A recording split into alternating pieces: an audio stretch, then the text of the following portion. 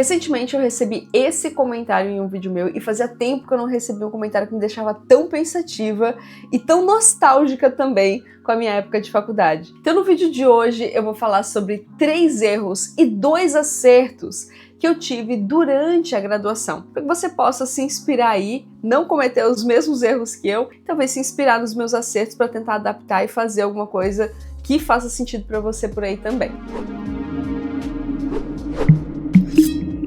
Olá, eu sou a Júlia, eu sou engenheira de computação, eu trabalho com desenvolvimento de hardware já há 5 anos. Fazem 5 anos também que eu tô formada em engenharia da computação. Na verdade, agora, finalzinho de 2025, em dezembro, vai fazer 6 anos. Então, na verdade, já tá mais para perto de 6 anos trabalhando com desenvolvimento de hardware e formada em engenharia da computação do que 5, né? Mas força do hábito ainda sempre falar 5 anos. Eu queria muito compartilhar mais sobre a minha experiência da graduação com vocês, porque eu acho que agora, que já faz um tempo que eu tô formada e que eu já consegui estabelecer os meus negócios, os meus trabalhos, a minha empresa, já tenho uma segurança financeira também que eu conquistei por conta da graduação, eu consigo compartilhar muita coisa legal com você. Se você hoje tá entrando na engenharia da computação ou em alguma área da engenharia, ou tá em dúvida em que curso fazer, ou tá aí no primeiro, segundo, terceiro período da engenharia da computação, ou pior, para os finais ali já fazendo seu TCC, às vezes muito confuso com algumas coisas e com muita incerteza aí do futuro, tem muita coisa que eu posso compartilhar porque já faz um tempo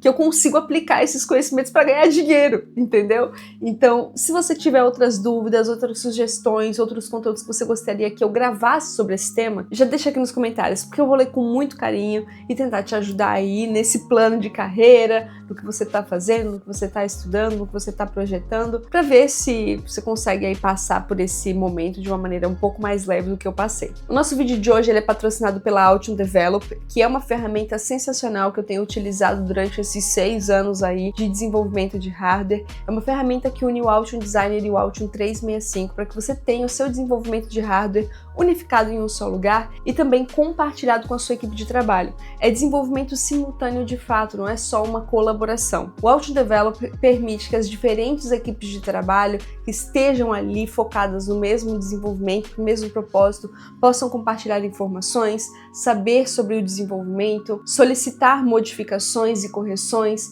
fazer a lista de compras e unificar as informações desse projeto em um só lugar de maneira simultânea de fato. Eu tenho utilizado o Altium Designer já há bastante tempo aqui nos meus desenvolvimentos, vocês têm visto todos os produtos que eu tenho lançado, então já é uma ferramenta que faz parte do meu dia a dia de trabalho e eu tô deixando o link aqui do Altium Develop na descrição desse vídeo porque você tem 30 dias para utilizar e explorar a ferramenta livremente. Vamos então começar falando sobre os erros que a pequena Júlia universitária cometeu durante a graduação. Eu vou ir sempre contextualizando para vocês os momentos, porque dependendo do que eu contar aqui, pode ser que você se identifique exatamente com o momento que eu estava vivendo e não necessariamente com o período que eu estava vivendo, tá? Então, o primeiro erro foi em questão a trabalho durante a graduação. Eu tive uma experiência que ela foi boa e ruim ao mesmo tempo. Vou te explicar e vou te contextualizar, olha só. Eu tive a minha primeira experiência de trabalho na graduação quando eu tava da metade pro final do primeiro período. Eu comecei a trabalhar no laboratório de pesquisa da universidade, o Laboratório Light, e lá foi onde eu comecei a gravar os meus vídeos aqui pro YouTube, inclusive. E foi uma época muito boa. Eu me desenvolvi muito, a gente fez pesquisas incríveis, eu fazia pesquisas na área de computação, educação e tecnologia. Uma das minhas maiores atividades no laboratório de pesquisa era dar aula. Foi um lugar onde eu consegui desenvolver bastante, estudar bastante também. Essa parte que hoje eu faço aqui nos vídeos para vocês, às vezes explicando alguns conceitos, né? Então eu consegui experimentar muita coisa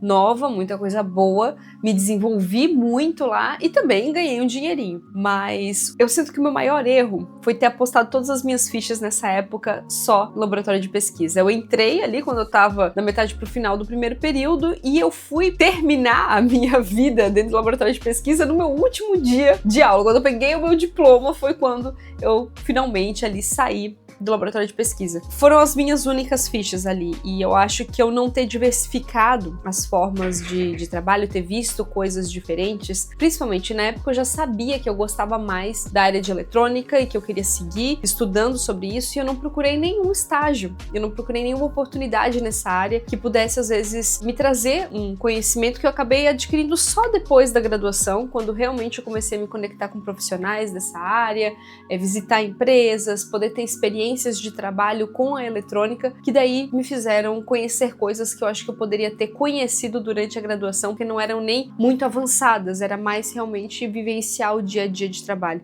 Então, se eu pudesse fazer diferente, se eu pudesse mudar isso, com certeza eu teria tido mais experiências de trabalho. Isso eu posso recomendar para você com toda certeza. Eu acho que durante a graduação é o momento que a gente mais tem para apostar, se você tiver essa possibilidade, né? Principalmente conseguir ir catando estágios para você também conseguir já ir ganhando um dinheiro durante a graduação, mas diversificando isso, não ficar preso em só um lugar, não se acomodar com só um trabalho, conseguir ver coisas muito diferentes. Eu sinto que isso fez muita falta para mim, sabe? Eu gostaria de ter feito diferente, só que quando eu tava lá tava tão bom, tava tão legal, era tão bacana, sabe? Eu gostava muito do laboratório de pesquisa, fiz amizades incríveis lá nessa época também, então eu acho que eu fiquei muito apegada ali àquele ambiente. Eu deveria ter diversificado mais, com toda certeza, e eu faria isso diferente, por mais que é doloroso assim, mas eu faria diferente, com certeza. Segundo erro foi sobre o uso de ferramentas. Quando eu tava na graduação, eu percebi que muitas vezes os professores utilizavam ferramentas para ensinar alguma matéria ou alguma técnica, que eram ferramentas excelentes para fazer com que nós, estudantes, conseguíssemos entender algum processo, entender algum conhecimento, mas não necessariamente eram as ferramentas que seriam utilizadas no mercado de trabalho depois. Na época eu não conseguia ter tanta consciência disso, porque eu estava pela primeira vez conhecendo aqueles conceitos e conhecendo pela primeira vez aquelas ferramentas,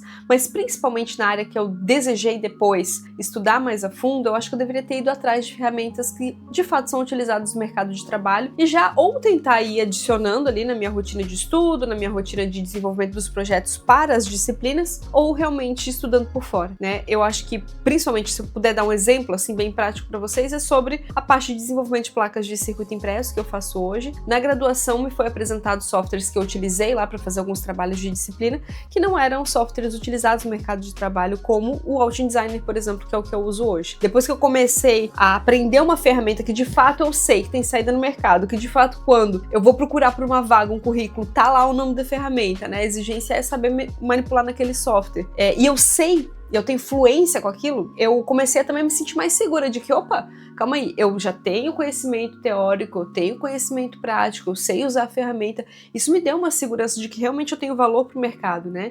E acho que muita gente, às vezes, assim como eu, não dá muita atenção nesse momento ali da graduação de já ir, talvez, dando uma olhadinha, uma pesquisadinha nas vagas, entendendo o que se usa, conhecendo essas ferramentas já, para que você consiga avançar um pouquinho mais na sua vida financeira logo depois da graduação, porque é muito difícil. De novo, se vocês quiserem que eu grave mais vídeos sobre esse período pós-graduação, acho que eu tenho muita coisa para contar realmente, mas é bem difícil, assim, logo que você sai da graduação é um momento meio conturbado, é tipo a adolescência da sua vida profissional, sabe? Então é um momento difícil ali, eu acho que me traria muito mais segurança se eu já soubesse usar as ferramentas. Terceiro erro, mas esse eu consegui contornar por sorte, não foi nem proposital, né? Acabou acontecendo, que foi a construção de portfólio durante a graduação. Quando eu estava na faculdade, eu fiz muitos trabalhos muito legais, eu consegui ter a possibilidade de mexer com ferramentas diferentes, de conversar com pessoas diferentes, de participar de muita palestra e participar de apresentação de artigos e escrever artigos, né, no laboratório de pesquisa. Eu fazia bastante isso também, e eu acho que documentar isso de uma maneira um pouquinho mais profissional me prejudicou. Só que ao mesmo tempo, eu consegui ter esse insight de que isso faz muita diferença, você documentar os seus projetos, documentar as suas experiências, porque eu acabei documentando no YouTube. Então, eu tinha um portfólio, sempre tive um portfólio muito bom para mostrar para as pessoas do que eu sei fazer, o que eu já fiz. Porque tava lá gravado um vídeo eu mostrando o desenvolvimento do meu projeto, o desenvolvimento do meu primeiro produto, as dificuldades que eu tive, como contornei, dando as dicas de como resolver os problemas. Então, eu consegui construir um portfólio não propositalmente, porque eu acabei gravando e documentando tudo isso no YouTube. E fez muita diferença, em vários momentos fez diferença, onde as pessoas acabavam descobrindo o meu trabalho por conta dessa produção de conteúdo, ou se eu já estava ali numa relação mais profissional, a pessoa depois conhecia meu canal e conseguia ter ali documentado documentado e ver e depois conversar comigo e enfatizar tudo que ela gostou ali das experiências que eu já tinha tido, né? Então, não quer dizer que você precisa começar a gravar pro Instagram, pro TikTok, pro YouTube. Eu acho que se você não tem esse perfil, não adianta, né? Tipo, você vai se frustrar bastante. Mas documenta no GitHub, faz uma paginazinha no GitHub bacana lá, documenta cada projeto da faculdade. Às vezes você acha bobo o projeto que você tá fazendo, mas às vezes aquilo ali vai revelar muitas skills que você adquiriu durante o processo, sabe? Então, documentar os trabalhos da faculdade, olha quanto trabalho você faz na faculdade, se você documentar tudo isso, olha o tamanho do seu portfólio já, entendeu? Documentar bonitinho, colocar as coisas que você aprendeu, as dificuldades que você teve, se ficou alguma coisa incompleta que você precisa, né, depois finalizar o desenvolvimento. O LinkedIn também é bem bacana pra isso. Eu não sou muito fã de LinkedIn, vocês sabem, né? Eu sou meio chateada com essa rede social, mas eu acho que o GitHub e o LinkedIn, se você tá procurando um portfólio, procurando vaga de emprego, isso vai te dar muita vantagem mesmo. E não adianta, gente, na minha experiência, mostrando o que eu faço aqui na internet, e por mais que o meu portfólio não é nada profissional, porque ele é com base nos vídeos que tem aqui, e eu converso com vocês como se vocês fossem meus amigos, e às vezes me dá muita vergonha também de quando as pessoas descobrem que eu tenho um canal no YouTube, e elas conseguem ver que eu tenho conhecimento, mas também a gente conversa aqui, né? Tipo,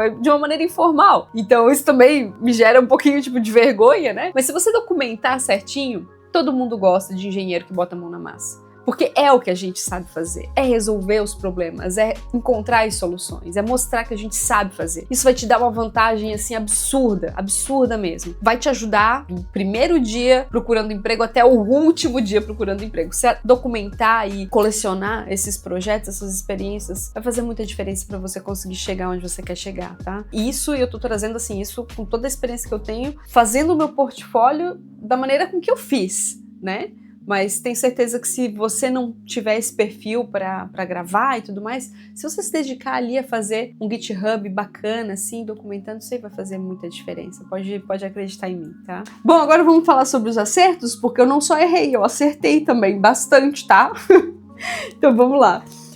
Acho que o meu maior acerto durante a graduação foi me dedicar muito aos meus projetos. Toda vez que tinha um projeto de fim de disciplina, eu não levava aquilo só como um projeto que tinha que entregar. Claro que tinha matérias que eu não gostava, que eu realmente fazia por entregar, né? Tinha que ganhar nota e tinha que aprender o negócio lá, eu fazia no mínimo ali pra, né, conseguir passar. Mas das matérias que eu realmente gostava, eu me dedicava muito a fazer um projeto que fosse além ali do que estava sendo passado. Eu tentava desenvolver alguma coisa que tivesse algum valor sentimental para mim. Isso aconteceu, por exemplo, no projeto do Tamagotchi, que é um grande exemplo que eu tenho aqui, onde eu peguei o projeto final da matéria de microcontroladores e desenvolvi um Tamagotchi em comemoração aos 20 anos do Tamagotchi, porque aquilo para mim era muito importante. Imagino que vocês devem imaginar o quão fã eu sou do Tamagotchi, né? Uma menininha jovenzinha, né? Criança nos anos 2000, gente. Tamagotchi foi parte da nossa vida, isso é um item muito emblemático. Então eu sempre tentava nesses trabalhos finais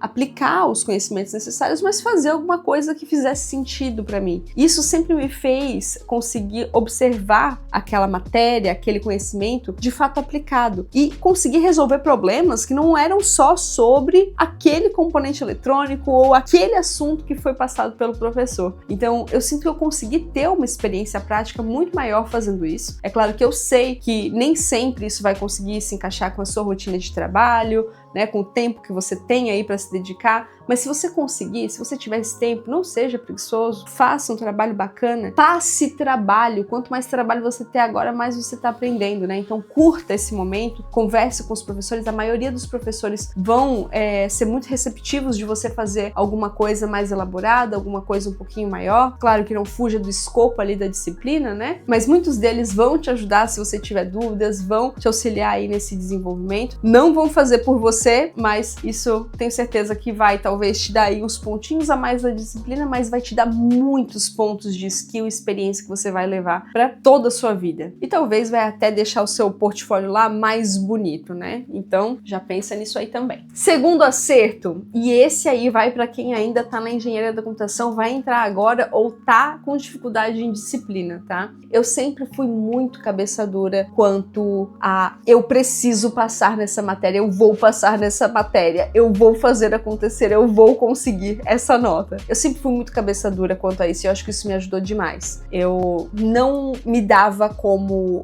reprovada até que o professor escrevesse no sistema reprovado, e eu ainda tinha a oportunidade de conversar com o professor. Se eu tivesse essa oportunidade, ainda ia conversar, perguntar se tinha algum trabalho extra, alguma coisa pra fazer. Então, se não tivesse escrito lá reprovado, eu não estava reprovada. Ah, mas eu preciso tirar 11 na prova. Eu vou tirar 10, eu vou tirar o máximo que der, eu vou conseguir, eu não vou me dar por vencida até estar escrito lá no sistema reprovada, porque senão eu não tô reprovada. Eu vou até a última gota do meu suor tentando passar nessa matéria. E eu acho que isso me ajudou muito, porque eu vi colegas com notas mais altas do que a minha na primeira prova, mas já desistindo porque achavam que não iam conseguir recuperar a nota, né? Isso eu tô falando do tipo assim, casos reais, baseados em fatos extremamente reais. Eu ter tirado meio na prova, aí o colega tirou 1,5, aí ele desistiu da matéria. Se ele desistiu, ele reprovou. Eu que tinha tirado meio, continuei tentando e passei. E daí eu fiquei pensando, poxa, se o cara tirou 1,5, eu que tirei meio tinha muito menos chance, é porque realmente ele tirou 1,5 e não veio mais pras aulas, né? Então, com certeza ele não iria mais passar, porque ele não fez mais nenhuma prova, não fez mais nenhuma aula. Ele que se reprovou, eu não me reprovei. Eu fui até o final. Eu fui conquistar minha nota, né? E eu acho que esse pensamento de eu não vou desistir até que alguém me reprove, porque eu não vou me reprovar, fez com que eu conseguisse terminar a engenharia da computação em 5 anos, o que é um recorde, né? Pouquíssimas pessoas conseguem fazer isso. É claro que existem diversos outros fatores, não foi só isso. Eu estudava muito, eu tinha a minha rotina de estudo, eu tinha tempo para me dedicar também à minha graduação, eu trabalhava como pesquisadora e essa renda como pesquisadora era para me ajudar, mas eu não precisava ajudar com essa renda em casa, não precisava pagar minha faculdade com essa renda, então eu tinha bastante tempo para estudar também, então tem vários fatores, mas eu acho que isso foi determinante. Porque eu nunca me dei como reprovada. Alguém pode me reprovar, mas eu não vou me reprovar. Eu nunca vou jogar contra mim mesma. E eu acho que esse pensamento me ajuda até hoje. Onde eu nunca vou jogar contra mim mesma. Eu vou jogar a favor. Então eu vou fazer tudo o que eu posso para fazer com que o que eu quero aconteça, né? Então esse é um pensamento que eu acho que ele é muito importante para o estudante, porque muita gente se decepciona nas primeiras matérias. Engenharia não é um caminho fácil. Você vai tirar muita nota baixa. Isso é fato, tá? Mas não se assuste com as notas, não se assuste com os trabalhos, continue tentando recuperar a matéria, vá nas aulas de reforço, converse com seus colegas, peça ajuda para os seus professores, faça tudo o que está a seu alcance para você conseguir passar, né? Para você conseguir não só ganhar a nota, mas também recuperar ali os conhecimentos que às vezes você perdeu em um determinado período ou não conseguiu entender, compreender ali no período de estudo que foi proposto, né? Então, não desistam, tá? Não desistam de maneira alguma. Sejam o maior protagonista de anime. Se o Naruto não desistiu, você também não vai desistir, beleza? Então é isso aí. Assiste Naruto e faça engenharia. Vai dar tudo certo. Minha dica pra vocês. Eu tenho certeza que essa foi a que mais ajudou, então tudo certo. Parece bizarro, mas é isso. Bom, eu espero que eu tenha conseguido te ajudar um pouco aí a passar por esse período da graduação. Lembrando que como eu tenho bastante experiência, não só como estudante da engenharia da computação, mas como agora formada, né, pessoa que está trabalhando, desenvolvendo hardware, tendo uma empresa de desenvolvimento de hardware aqui no Brasil. Se você tiver outras dúvidas, curiosidades, quiser que eu grave outros vídeos aqui, nesse estilo bate-papo, me abrindo o coração aqui para vocês, dando algumas dicas, ou às vezes respondendo alguma dúvida específica, deixa para mim aqui nos comentários que vai ser um prazer conversar com você. E também não se esqueça de participar da nossa comunidade no Discord e aqui no YouTube também. Se inscreve nesse canal, me segue nas outras redes sociais e participa das nossas lives que acontecem às 8 horas da noite. A gente se vê no próximo vídeo e tchau!